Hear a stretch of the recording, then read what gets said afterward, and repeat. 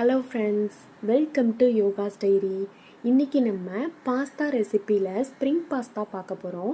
அதுக்கு நான் ஒரு பாத்திரத்தில் தண்ணியை ஹீட் பண்ணியிருக்கேன். அதில் கொஞ்சம் கல் உப்பு போட்டுக்கோங்க. பாஸ்தா ஒரு பாக்கெட் அளவு எடுத்திருக்கேன். இது இந்த தண்ணி அளவு பாஸ்தா முங்குற அளவுக்கு நீங்கள் எடுத்துக்கிட்டால் போதும். இதை ஆட் பண்ணி ஒரு 5 மினிட்ஸ் இருந்தால் அந்த பாஸ்தா வெந்துடும். அதுக்கப்புறம் இந்த தண்ணியை ஒரு பாத்திரத்தில் நீங்கள் வடிகட்டிக்கோங்க. வடிகட்டிட்டு பாஸ்தாவை இன்னொரு பிளேட்டில் ட்ரான்ஸ்ஃபர் பண்ணிக்கோங்க. அதுக்கப்புறம் ஒரு கடாயை எடுத்துக்கிட்டு கடாயில் 4 ஸ்பூன் அளவு ஆயில் விடுறேன். இது நான் கடலெண்ணெய் எடுத்திருக்கேன். நீங்கள் எந்த எண்ணெய் எடுத்துக்கிட்டாலும் ஓகே தான்.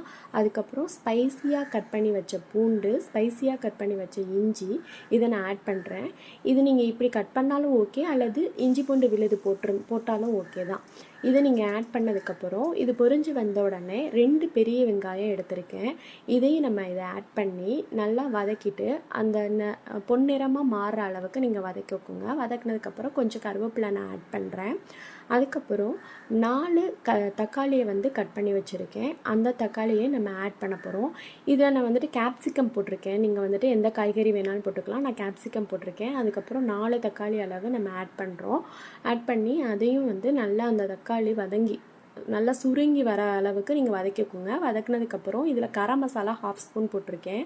அதுக்கப்புறம் ரெட் சில்லி சாஸ் 2 ஸ்பூன் அளவு ஆட் பண்ணியிருக்கேன். அதுக்கப்புறம் டொமேட்டோ சாஸ் 4 ஸ்பூன் அளவு ஆட் பண்ணியிருக்கேன். ஏன்னா கொஞ்சம் புளிப்பு இருந்தால் தான் பாஸ்தா நல்லாயிருக்கும். இது நல்லா நம்ம வதங்கி வந்ததுக்கப்புறம் நம்ம ஏற்கனவே வேக வச்சுருந்த பாஸ்தாவை ஆட் பண்ண போகிறோம். அந்த பாஸ்தாவை ஆட் பண்ணி அதோடு நல்லா மிக்ஸ் பண்ணிக்கோங்க. இந்த மசாலாலாம் பாஸ்தாவில் ஒட்டுற அளவுக்கு நீங்கள் நல்லா மிக்ஸ் பண்ணிக்கோங்க.